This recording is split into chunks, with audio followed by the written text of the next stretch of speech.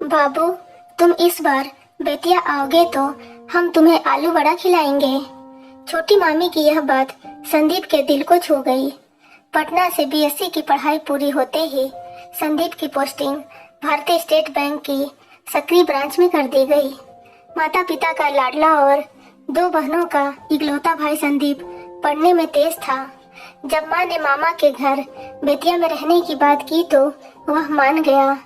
इधर मामा के घर त्योहार का सा माहौल था। बड़े मामा की 3 बेटियां थीं, मझले मामा की 2 बेटियां, जबकि छोटे मामा के कोई औलाद नहीं थी। 18-19 साल की उम्र में संदीप बैंक में क्लर्क बन गया तो मामा की खुशी का ठिकाना नहीं रहा। वहीं दूसरी ओर संदीप की छोटी मामी, जिनकी शादी को महज 4-5 साल हुए थे, की गोद सूनी थी। छोटे मामा प्राइवेट नौकरी करते थे। वे सुबह नहा धोकर 8 बजे निकलते और शाम के 6-7 बजे तक लौटते। वे बड़ी मुश्किल से घर का खर्च चला पाते थे। ऐसी सूरत में जब दीपा की सक्रिय ब्रांच में नौकरी लगी तो सब खुशी से भर उठे।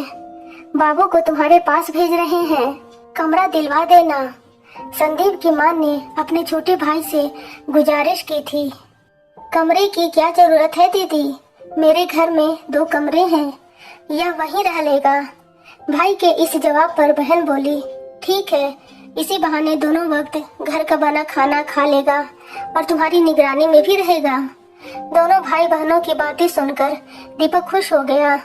माँ का दिया सामान और जरूरी चीजें लेकर दोपहर 3 बजे चला तो संदीप शाम 8 बजे तक मामा के यहाँ पहुँच गया। यहाँ से बस, टैक्सी, ट्रेन, सारी सुविधाएं हैं। मुश्किल से 1 घंटा लगता है।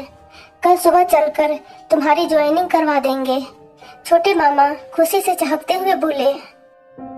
दूसरे दिन मामा के साथ सक्रिय ब्रांच जाकर ज्वाइनिंग तो कर ली, पर संदीप को शुरू में बहुत दिक्कतों का सामना करना पड़ रहा था। ऑफिस के माहौल के अनुसार उसके पास ढंग के कपड़े और कुछ जरूरी चीजें भी पास नहीं थी।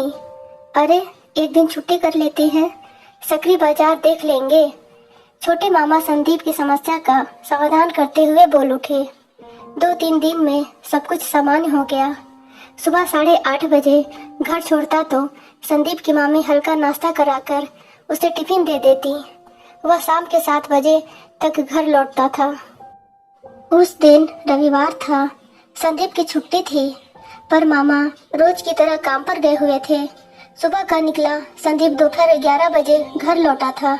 मामी खाना बना चुकी थी और संदीप के आने का इंतजार कर रही थी। आओ लल्ला, जल्दी खाना खा लो, फेरे बाद में लेना। मामी के कहने में भी मजाक था। बस अभी आया, कहता हुआ संदीप कपड़े बदल कर और हाथ पैर धोकर तौलिया तलाशने लगा। तुम्हारे सारे गंदे कपड़े धोकर सूखने के लिए डाल दिए हैं, मामी खाना परोसते हुए बोली।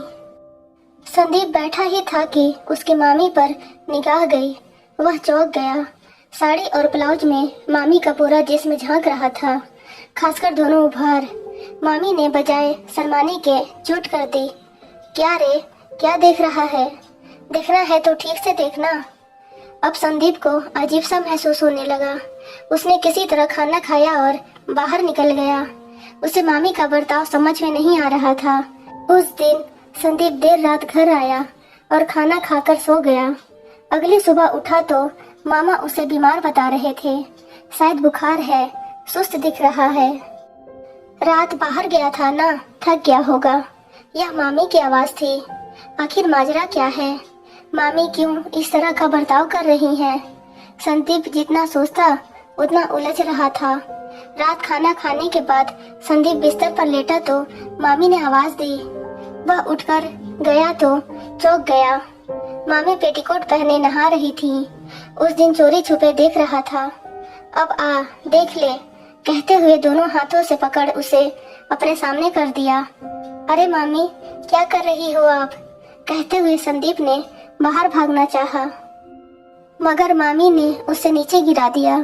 थोड़ी ही देर में मामी भांजे का रिश्ता तार तार हो गया। संदीप उस दिन पहली बार किसी औरत के पास आया था। वह शर्मिंदा था, मगर मामी ने एक झटके में इस संकट को दूर कर दिया। देख बाबू, मुझे बच्चा चाहिए और तेरे मामा नहीं दे सकते, तू मुझे दे सकता है। मगर ऐसा करना गलत है, संदीप बोला। मुझे खानदान चलाने के लिए औलाद चाहिए।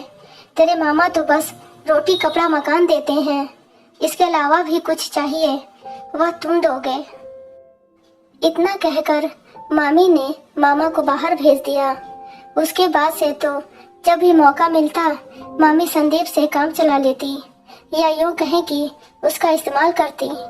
मामा चुप थे या जानबूझकर अनजान थे, कहा नहीं जा सकता, मगर हालात ने उन्हें एक बेटी का पिता बना दिया। इस दौरान संदीप ने अपना तबादला पटना के पास करा लिया। पटना में रहने पर घर से आना जाना होता था। छोटे मामा के यहाँ जाने में उसे नफरत सी हो रही थी। दूसरी ओर मामी एकदम सामान्य थी, पहले की तरह हंसमुख और बिंदास। एक दिन संदीप की माँ को मामी ने फोन किया। मामी ने जब संदीप के बारे में पूछा तो माँ ने झट से उसे फोन पकड़ा दिया। हाँ मामी प्रणाम, कैसी हो? संदीप ने पूछा तो वे बोली, मुझे भूल गए क्या लाला? छोटी ठीक है? संदीप ने पूछा तो मामी बोली, बिल्कुल ठीक है वह। अब की बार आओगे तो उसे भी देख लेना। अब की बार तुम्हें आलू बड़ा खिलाएंगे, तुम्हें खूब पसंद है ना? संदीप ने हाँ कहते हुए फोन काट दिया। इधर संदीप की माँ जब छोटी मामी का बखान कर रही थी तो वह मामी को याद कर रहा था, जिन्होंने उसका आलू बड़ा की तरह इस्तेमाल किया और फिर कचरे की तरह कूड़ेदान में फेंक दिया। औरत का यह रूप उसे अंदर ही अंदर कचोट रहा था। मामी को बच्चा चाहिए था तो गोद ले सकती थी या सैरोगेट, मगर इस तरह इससे आगे वह सोच न सका। माँ चाय लेकर आई तो वह चाय पीने लगा, मगर उसका ध्यान मामी के घिनौने काम पर था। उसे चाय का स्वाद कसैला लग रहा था।